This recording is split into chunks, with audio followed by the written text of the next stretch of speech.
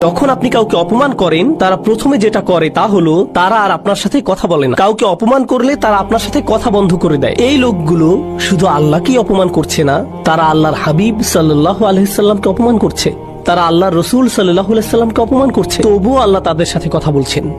এরপর তিনি রাসূলকে বলছেন, ফাসবির আলা মা ইয়াকুলুন, আপনি ধৈর্য ধরুন, আমি জানি তারা আপনাকে মন্দ কথা বলছে। ওয়ালাকাদ না'লামু আন্নাহু ইয়াকিদু সাদরুকা বিমা ইয়াকুলুন, আমি জানি আপনার অন্তর বদ্ধ হয়ে আসে তাদের কষ্টকর কথাগুলোর কারণে, তবুও তাদের কাছে গিয়ে বোঝান। এটাকেই বলা হয় আর রহমান। কোনো মানুষই এটা করতে পারে না। আমি আপনাদের জানি না, মুসলিম হিসেবে আমি আপনাদেরকে ভালোবাসি, কিন্তু কেউ যদি আমাকে এসে বলেন আপনি হচ্ছেন একটা শয়তান, আপনি খারাপ, মানুষকে বিভ্রান্ত করছেন, আপনি কাফির, আপনি এটা, আপনি ওটা, মানে গালমন্দ করলেন, এরপর আমার মাকে নিয়ে কথা বললেন, আমার বাবাকে নিয়ে কথা শোনালেন, আমার স্ত্রীকে নিয়ে মন্দ কথা বললেন, আমার মেয়েদেরকে নিয়ে খারাপ কথা বললেন, আমার বোনকে নিয়েও, আমি কিন্তু আংশিক পাঠান, তাই সাবধান।